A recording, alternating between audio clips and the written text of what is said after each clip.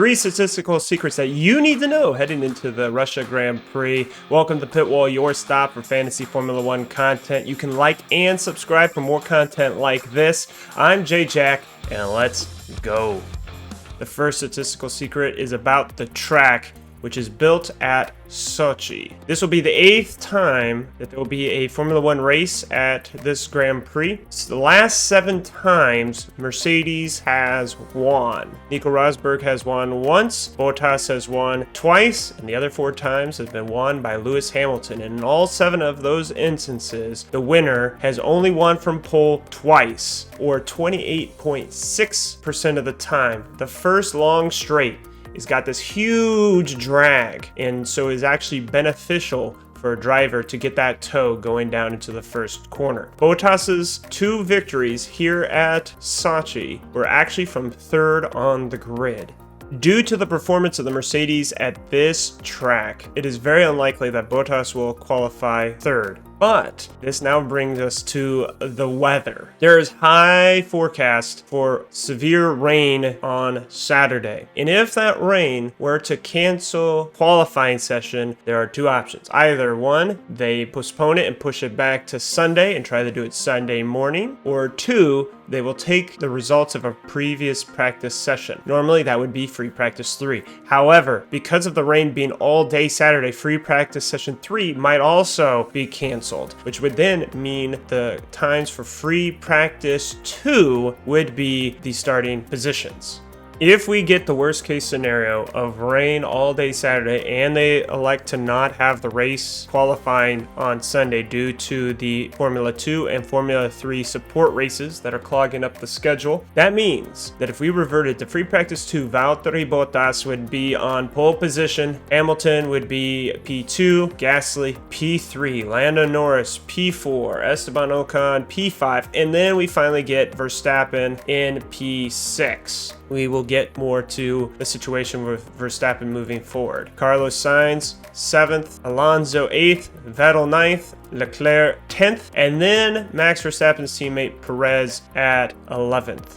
This now brings us to our second statistical secret, upgrades. Haas and Alfa Romeo have not been bringing any upgrades to their car the whole season. This is one of the reasons why Mick Schumacher and Nikita Mazepin have been having problems with their car. Schumacher mentioned that his cockpit is a little bit angled, which is very uncomfortable for him, but they haven't spent the money to fix it. Mazepin's chassis is an older version that is heavier, and that means that he has had a deficit for the first half of the season. Well, they have spent a little bit of money to upgrade the chassis for Mazepin, and at this race he is able to have that benefit. This is why Mazepin is showing faster lap times than his teammate. And considering that Mazepin is cheaper than Schumacher, you might want to take in consideration that at being at his home Grand Prix and having a new chassis that's now comparable to Schumacher, Mazepin might save you a little bit of money and gain better performance. But the reason why someone like Mick Schumacher or Nikita Mazepin are really good is because they're the cheapest drivers that can benefit from qualifying low and then gaining positions due to the DNFs. Sochi usually has a safety car, and if it happens, it's opening laps of the race, and so those drivers, if they're not a part of that scrum, could be able to get there.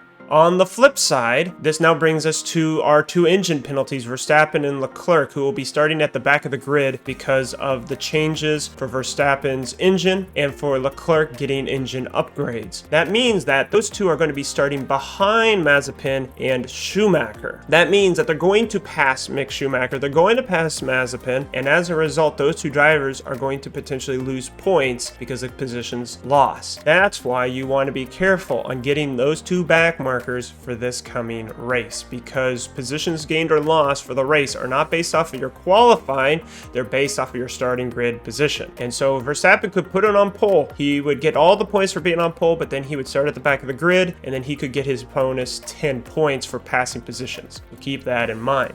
That also means that Sainz is going to be a better option than Leclerc at this race. That is only in the case that Sainz is able to qualify high enough in the grid. The upgrades that Leclerc is getting this race, it is scheduled for Sainz to get them next race at Turkey, so the roles could be reversed. And so it comes down to, how do you see them performing in free practice session 3? Don't be fooled if Leclerc seems to be having a much stronger race pace than Sainz, and that's because he has a new engine components that are being introduced step by step so that Ferrari can have the best engine that they can provide before the engine freeze in 2022. So you want to compare Sainz's race pace to himself. How does that seem like he compares to the other drivers? Not to the potential of the Ferrari, because he doesn't have access to those parts. This now brings us to another engine issue, which is with Ricciardo. He did not get many laps into free practice session 2, and that's because they were changing out his engine, not to get a new one, so he won't have to start at the back of the grid, but he is switching to an older engine. This means that Ricciardo may not be able to have the top end speed that is required for a power circuit. So be aware that Ricciardo may not be able to keep pace with Norris. This is tricky because if you have the McLaren constructor and you're only getting most of your points based off of one driver's performance, is there potentially another option? This now brings us to our third statistical secret: drivers and constructors. The link will be in the description below for my Google spreadsheet that has been built from the ground up. I want to highlight a few things for you to take this in consideration. On the farthest left, you have your score. The things that are highlighted in green or red are showing the drivers over the last 3 races that have been improving or not. So we see that Hamilton, Norris, and Perez have not been getting as many points as their average for the season, whereas Bottas has been overperforming, Ricciardo overperforming, Ocon and Russell overperforming.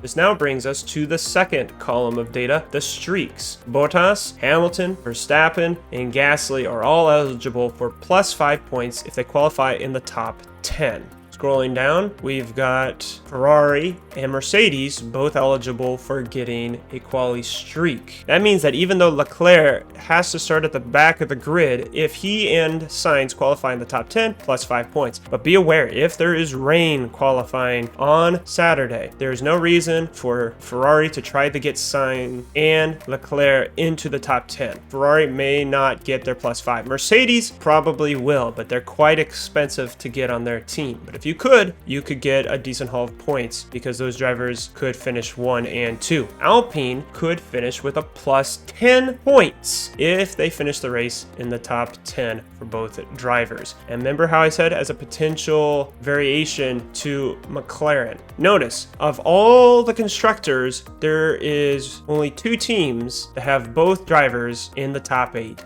Mercedes in 1 and 2, and the Alpines at 5th and 8th. If the race pace and the quali pace of Alpine is strong enough, they actually could get you enough points to be comparable with McLaren. And if that's the case, then Alpine would be 3 million cheaper to potentially get you to get a better driver lineup. What other evidence do we have to support this? An article written on the Formula One website has some very interesting graphics to share. This first graphic is the ideal lap analysis in the ideal order. So we see that Hamilton, Bottas, Gasly, and Norris are the top 4 when it comes to the ideal laps. Of course, this could all change based off of how rain affects quali if it's run tomorrow. But notice in the second pack, you have Alonso and Ocon right next to each other, which means that they are beneath Sainz and Norris, but above Leclerc and Ricciardo. Also notice that Perez wasn't really mentioned in any of these lists. So Verstappen is the one who's giving all the great data for Red Bull. If you look here at the car performance deficit between these teams and Mercedes, almost all the teams are actually faster than Mercedes in the slow corners. Then if you look over at the medium corners, Alpine in the middle of the pack as it comes to their deficit to Mercedes. In the high corners, they're very similar. And in the straights, that's where they're gaining most of their time. Alpine seems to be able to have their strength in the straights. And now for the race simulation pace. Red Bull Racing is right off Mercedes. The problem is, if Verstappen's having the start at the back, he could potentially make a lot of passes and get you a decent amount of points, but he's not going to be fighting the Mercedes for a race win. Will Perez be able to unlock that pace, or is that pace all Verstappen's pace? This now brings us in McLaren that has really good pace, but is that Norris and Ricciardo or just Norris? Alpine, as you can see, is faster than AlphaTauri, but AlphaTauri's pace is mainly being buoyed up by Gasly. So then you have to look at free practice session 3, if it happens. Or you have to think now, is McLaren going to be the surefire option, or would it be Alpine? If Norris has no problems during the race, and he is able to qualify high, and that Mercedes powered engine is able to do the distance of the race behind those two Mercedes, Norris could easily be on the podium. Being on the podium is strong enough for your constructor points wise. The problem is, who's going to get the most points bang for your buck? If the two Alpines are able to qualify good, and they may not both be on the podium, but they are high enough that they're knocking on the door, then they could even sway that 3 million cheaper, and then those points differences could be better for picking up a higher performing driver. It's now time for my picks. I run 2 teams over the course of the season. Team 1, in which I do as minimal trading as possible, run the averages. On Team 2, I do day trading to be able to get my value as high as possible. While I might have had a gap of roughly 200 points between the two over the last couple weeks, Team 2 has been clawing that back. A team value of 107.9 compared to 105.5, and so 2.5 million more. And this now comes down to which lineups am I thinking are going to be changing due to the information that we've got going into this race weekend. For team number 1, we can see that Red Bull may not be the best option if Verstappen's having the start at the back of the grid, and if Perez isn't doing as strong as he could have been. So if we go and manage our team and we drop Red Bull, and I can pick up Alpine, I drop Verstappen and pick up Hamilton, and then I drop Ocon and pick up Bottas, I'm able to run the top 2 drivers in the race, pick up a team that'll hopefully be in the top 10, get their plus 10 points for their race streak, and call it all even. Over for team 2, pretty happy with this because I had Verstappen and now I'm switching him over to Hamilton. And because of that larger budget of roughly 2 million, I'm able to keep McLaren in the case that Norris does well. And I still can have Hamilton and Bottas as the top 2 drivers. And this goes to show the value of day trading. I've already used my 3 substitutions. This is why I'm not going to switch from McLaren back to Alpine. I'm just going to have to hope that Ricciardo's engine situation is able to be resolved, even if he doesn't have the power on the straights because it's an older engine.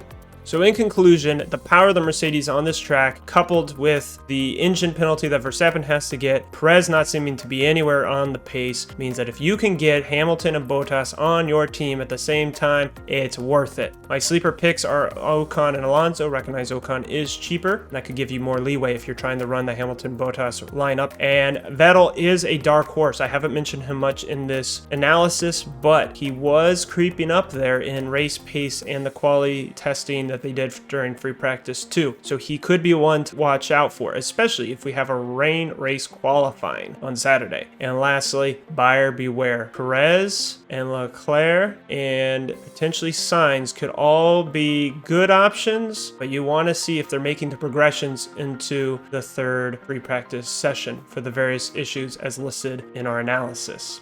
And there we have it. Just remember, this is the last stretch for the season where you're trying to get a few points as possible to claw your way back into your league, or you can join one of our 1 race challenges. Link will be in the description, where you don't have to worry about that. You just put in your team, see how you compare. But until next time, I'll see you on the pit wall.